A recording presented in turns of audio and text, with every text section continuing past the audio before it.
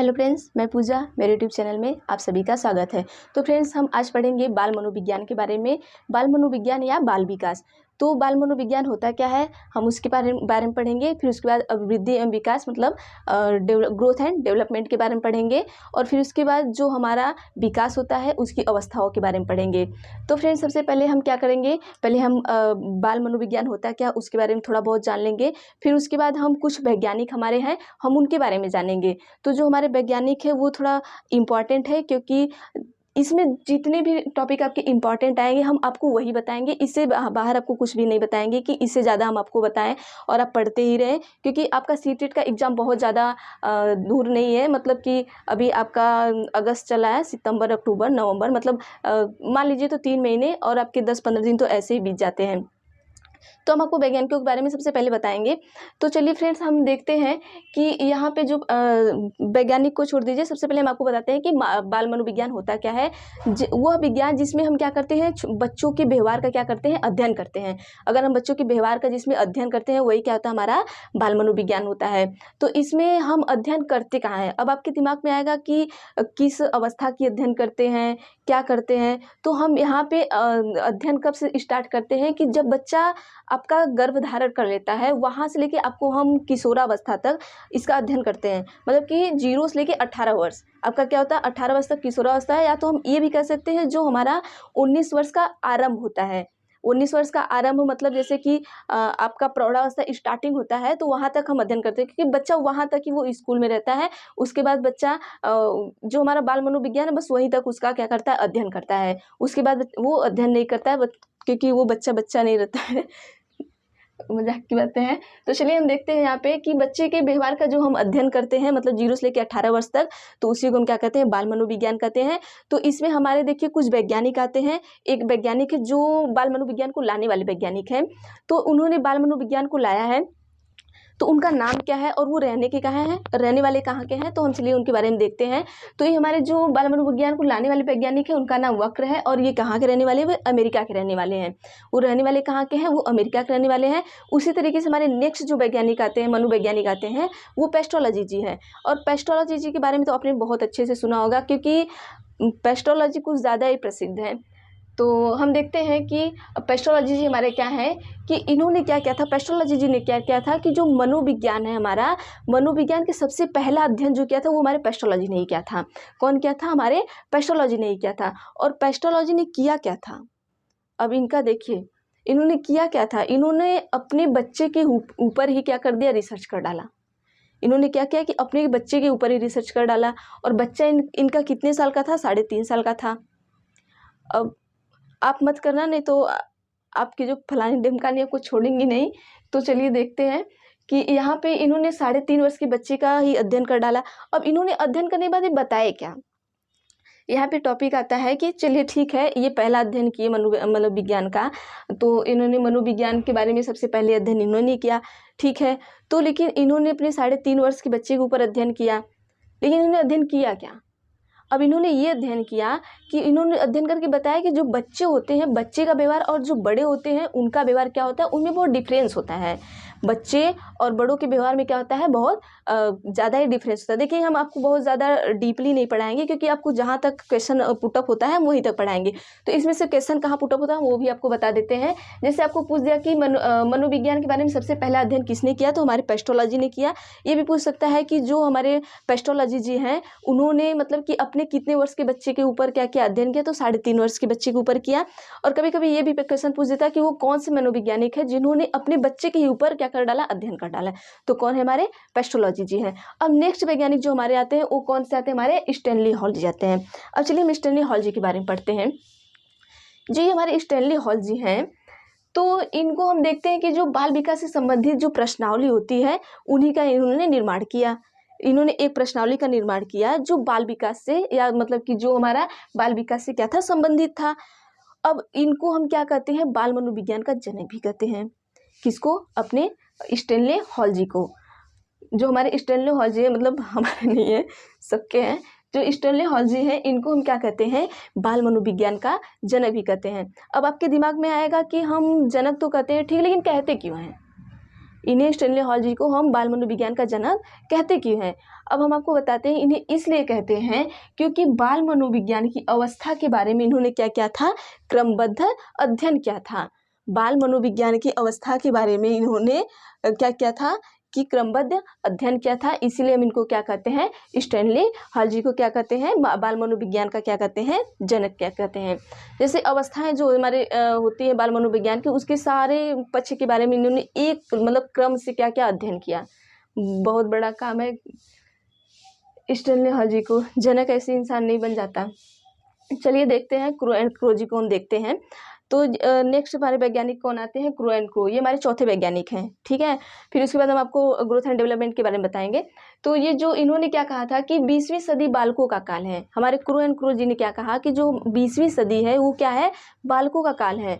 अब बालकों का काल है, ठीक है, मतलब इसका सेंस कुछ आपको नहीं समझ में आएगा। तो यहाँ से कुछ ज़्यादा क्वेश्चन नहीं पूछता है, बस ये पूछता है कि 20वीं सदी बालकों का काल है, ये किसने कहा।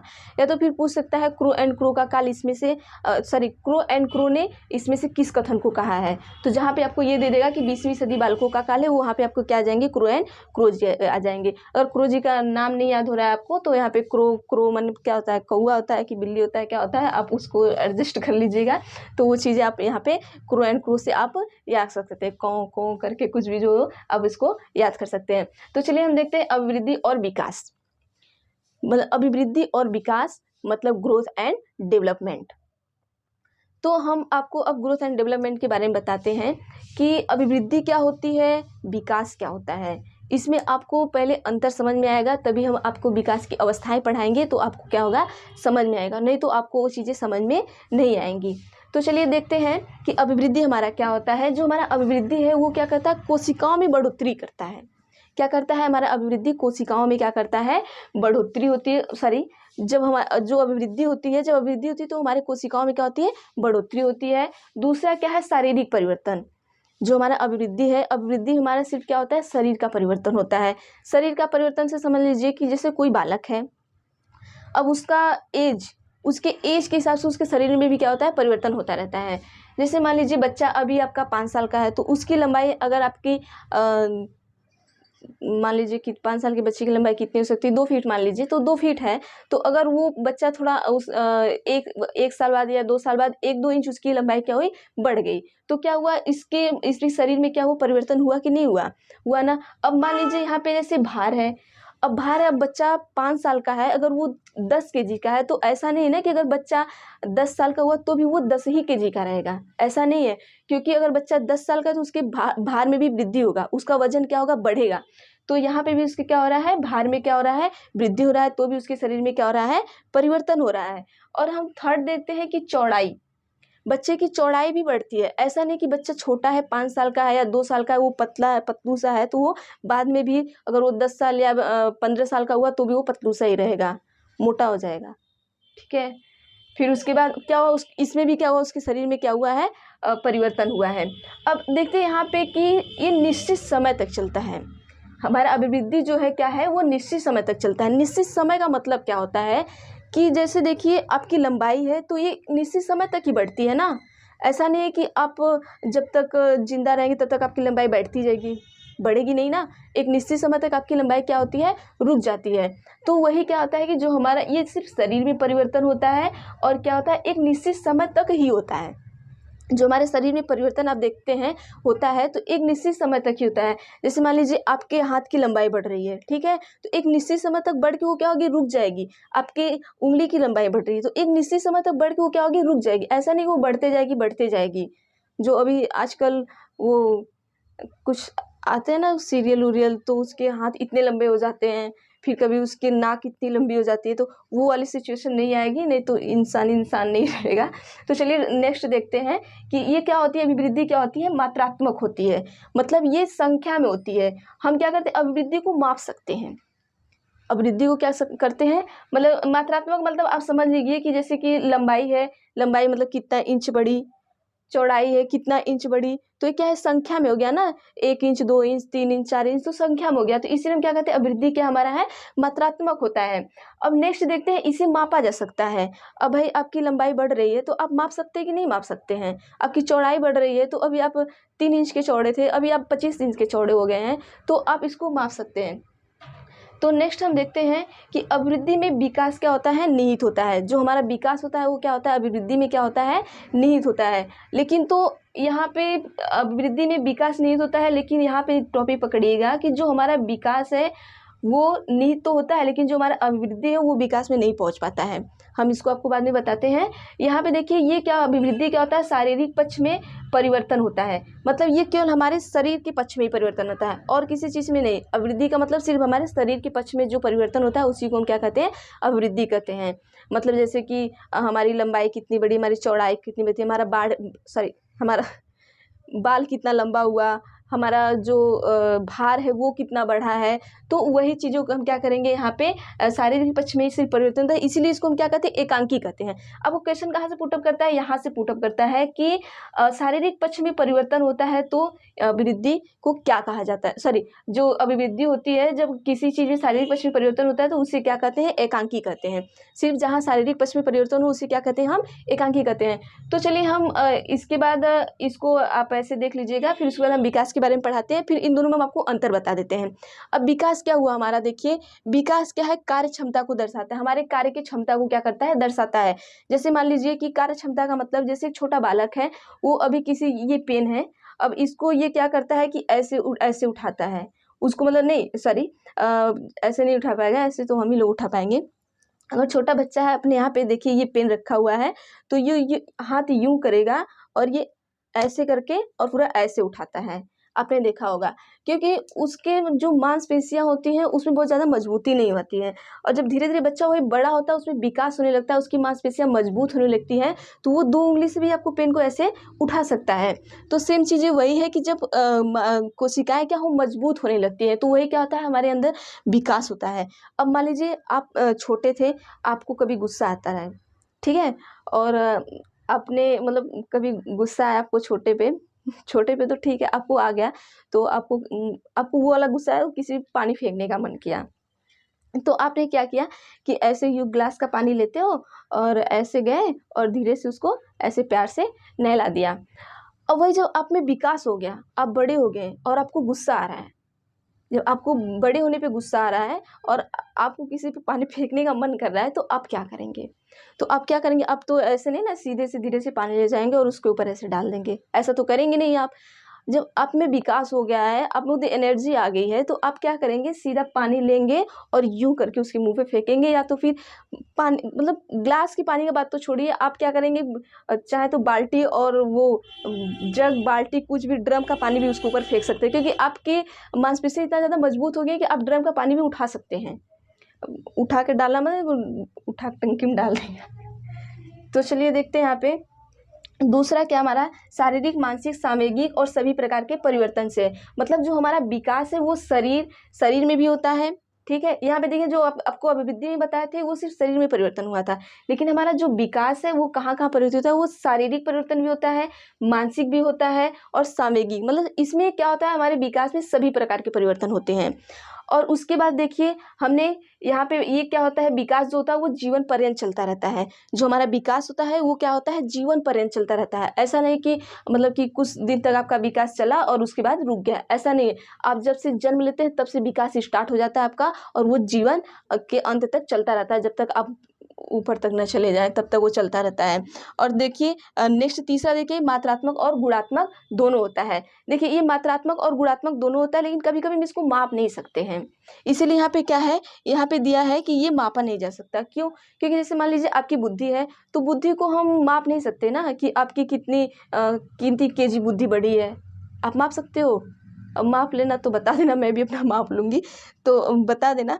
और छठवां देखते हैं कि सभी पक्ष में परिवर्तन, ये क्या होता है हमारा जो विकास होता है वो उस सभी पक्ष में क्या होता है परिवर्तन होता है, इसके लिए ही हम इसे क्या कहते हैं बहुआयामी कहते हैं। जब विकास सभी पक्ष में परिवर्तन होता है तो इसीलिए हम इसको क्या कहते हैं बहुआयामी कहते हैं। मैं कुछ देर बाद हट जाऊँगी, आप स्क्रीनशॉट ले लीजिएगा, आपको दिख नहीं रहा होगा मुझे पता है। तो हम एक बार ये ग्रोथ एंड डेवलपमेंट को फिर हम आपको एक बार समझा देते हैं ऐसे फटाफट से, उसका अंतर हम आपको दिखा देते हैं। तो चलिए देखते हैं कि जो ये अभिवृद्धि होती है हमारी, वो क्या होती है, कोशिकाओं में बढ़ोतरी होती है, ठीक है। और उसके बाद इसमें कार्य क्षमता को दर्शाता है जब ये कोशिकाएं मजबूत होने लगती है। देखिए इसमें कोशिकाएं बढ़ रही हैं, ठीक है, कोशिकाएं बढ़ रही हैं लेकिन मजबूत नहीं हो रही हैं, कोशिकाएं बढ़ रही हैं लेकिन मजबूत नहीं हो रही हैं। यहाँ पे क्या है कि ये कार्य क्षमता को दर्शाता है, क्योंकि यहाँ पे कोशिकाएं बढ़ चुकी हैं और कोशिकाएं क्या है यहाँ पे हमारी मजबूत हो चुकी हैं, कोशिकाएं क्या है मजबूत हो चुकी हैं। तो इसके लिए क्या करता है, कार्य क्षमता को दर्शाना स्टार्ट कर देता है विकास, और ये सिर्फ कोशिकाओं में बढ़ोतरी होता है। और सेकेंड देखते हैं कि ये शारीरिक परिवर्तन होता है, जैसे हमारा लंबाई हुआ, भार हुआ, चौड़ाई हुआ, ठीक है, ये सिर्फ शरीर, जो हमारा शरीर है उसी में ही परिवर्तन होता है। लेकिन हम विकास को क्या देखते हैं कि शारीरिक, मानसिक, सामूहिक सभी प्रकार के परिवर्तन से है, मतलब जो हमारा विकास होता है वो सभी प्रकार के परिवर्तन से होता है। ऐसा नहीं है कि सिर्फ क्या होता है कि शरीर के परिवर्तन से होता है। और नेक्स्ट हम इसमें देखते हैं, तीसरा देखते हैं, तीसरा जो हमारा है अभिवृद्धि क्या है, ये निश्चित समय तक चलती है, कि जो हमारे शरीर का जो विकास है वो एक निश्चित समय तक ही चलता है। बहुत ज़्यादा जाएगा तो आपके हाथ, नाक, कान सब इतने बड़े हो जाएंगे कि आप पता नहीं क्या देखोगे। तो ये क्या है कि जो हमारा विकास है ये क्या है, जीवन पर्यंत चलता रहता है। ये जब से आप जन्म लेंगे तब से शुरू होके ये क्या करता है, अंत तक, जब तक आप ऊपर न पहुंच जाए तब तक ये चलता रहता है। और नेक्स्ट देखते हैं कि ये जो हमारा पांचवा है, इसको क्या सॉरी हाँ, ये अभिवृद्धि चौथा, आइए देखते हैं, ये मात्रात्मक होती है। ये क्या होती है, संख्या में होती है, लेकिन ये मात्रात्मक एवं गुणात्मक दोनों होती है। जो हमारा विकास है वो मात्रात्मक और गुणात्मक दोनों हो सकता है। लेकिन कभी कभी इसको देखिए, ये मात्रात्मक होती है, इसको तो हम माप सकते हैं। यहाँ पे क्या दिया है कि इसको मापा जा सकता है, ठीक है, इसे मापा जा सकता है। जैसे लंबाई हो गया, आपका भार हो गया, चौड़ाई हो गया, तो हम इसको क्या कर सकते हैं, माप सकते हैं ना। लेकिन यहाँ पे कभी कभी हम माप नहीं सकते हैं, क्योंकि अगर हमारी बुद्धि है, जैसे हम आपको बता दिए कि बुद्धि है, तो बुद्धि को आप माप नहीं सकते ना कि आपकी बुद्धि कितनी केजी बड़ी है। तो चलिए नेक्स्ट देखते हैं कि यहाँ पे शारीरिक पक्ष में परिवर्तन होता है, ठीक है, और यहाँ पे क्या है कि सभी पक्ष में होता है। यहाँ पे सिर्फ शारीरिक पक्ष में परिवर्तन होने के कारण इसको एकांकी बोल देंगे, और यहाँ पे सभी पक्ष में परिवर्तन होने के कारण इसे क्या कहेंगे, बहुआयामी बोल देंगे। तो आप इसका एक बार स्क्रीनशॉट ले लीजिएगा, या तो फिर मैं कहिए तो एक बार फटाफट से मैं बता देती हूँ, फिर से इसके बारे में रिवीजन करा देती हूँ। और इसके बाद हम आपको ये वृद्धि को और विकास के बारे में बता दें, तो विकास की अवस्थाओं के बारे में हम आपको इसके बाद बताएंगे कि विकास की अवस्थाएं क्या होती है। देखिए ये टॉपिक आपका बहुत ही इंपॉर्टेंट है, और इसमें से आपको 5 नंबर तो पक्का ही मिलना है। और मैं जितना पढ़ा रही हूँ बस उतना पढ़ना, बहुत ज़्यादा PhD नहीं करना है बाल मनोविज्ञान में। जितना क्वेश्चन आते हैं हमें बस उतना ही करना है, बहुत ज़्यादा क्वेश्चन का वो करके नहीं करना है। तो चलिए हम नेक्स्ट देखते हैं, फटाफट से आपको बता देते हैं। जैसे देखिए यहाँ पे हम आपको बस मेन क्वेश्चन बताते हैं कहाँ से पुटअप होता है। मान लीजिए आपको पूछ दिया कि मनोविज्ञान को लाने वाले मनोवैज्ञानिक कौन थे, तो कौन थे वह थे, ये कहाँ के थे, अमेरिका के थे। पेस्टोलॉजी का सबसे ज़्यादा इंपॉर्टेंट क्वेश्चन ये है कि सबसे पहले मनोविज्ञान के बारे में सबसे पहला अध्ययन कौन किया, तो पेस्टोलॉजी ने किया है। यहाँ पे ये पूछता है कि स्टैनली हॉल, मतलब कि बाल मनोविज्ञान के जनक कौन है, स्टैनली हॉल जी है। और क्रो एंड क्रो का तो ये आपको 20वीं शताब्दी बाल खो का काल है, ये क्रो एंड क्रो का आपको पूछ देता है। अब वृद्धि और विकास में ये पूछ देता है कि अब वृद्धि होती है। देखिए अब वृद्धि में